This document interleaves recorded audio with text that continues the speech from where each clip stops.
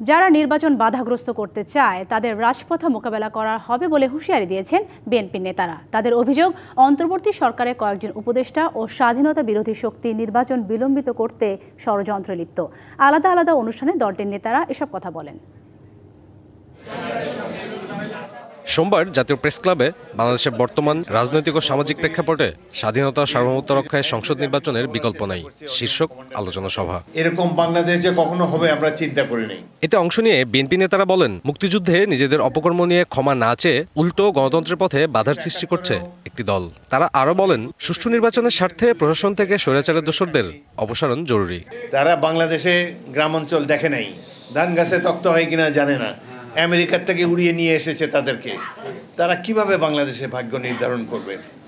এদের সহযোগী হয়েছে এখন একটি রাজনৈতিক দল যারা ৭১ মুক্তিযুদ্ধের বিরোধিতা করেছিল। নয়াপল্টনে দলের কেন্দ্রীয় কার্যালয়ে সংবাদ সম্মেলনে বিএনপি সিনিয়র যুগ্ম মহাসচিব রুহুল কবির রিজভী অভিযোগ করেন, বাংলাদেশের ভাবমূর্তি নষ্টে চলছে দেশি বিদেশি ষড়যন্ত্র। আইন প্রয়োগকারী সংস্থা তারা তাদের ঊর্ধ্বতন কর্মকর্তার অফিস ঘেরাও করছে। পাহাড়ি ঘটনা দেখতে পাচ্ছি। হঠাৎ করে এই সমস্ত বিষয়গুলো মানুষকে নানাভাবেই ভাবিয়ে তুলছে। ওয়ালটন এখন দেশের সীমানা পেরিয়ে পৌঁছে গিয়েছে 50টিরও বেশি দেশে। ওয়ালটন, ঘরে ঘরে বিশ্বজুড়ে। যুক্তরাজ্য থেকে দেশে ফিরে বিএনপি চেয়ারপারসনের উপদেষ্টা এম এ মালিক বলেছেন, ফেব্রুয়ারির নির্বাচন বানচালের ষড়যন্ত্র চলছে। নির্বাচনে তারা ভোট পাবে না, তারা হেরে যাবে।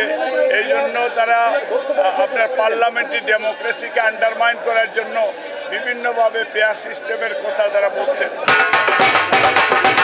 বিকেলে কেরানীগঞ্জে নিজ বাড়িতে শারদীয় দুর্গোৎসবে দলীয় নেতাকর্মীদের সাথে শুভেচ্ছা বিনিময় করেন দলটির নেতা গয়েশ্বরচন্দ্র রায়। এ সময় উপস্থিত ছিলেন আরেক নেতা সেলিমা রহমান। পরে সাংবাদিকদের সাথে কথা বলেন তারা। এই পূজাটাকে কেন্দ্র করেও কিন্তু নির্বাচন বানচাল করার পদ্ধতি করা যায়, এই জন্য আমরা বেশি অ্যালার্ট। এটা নিয়ে জনগণের মনে যে নতুন আশার সঞ্চার, সেখানে জনগণের সাথে মিলে আমরা নিশ্চয়ই আগামী দিনের নির্বাচনের মাধ্যমে আমরা একটা নতুন সরকার, যারা জবাবদিহিমূলক সরকার হবে, সেই সরকার প্রতিষ্ঠা করতে পারবো।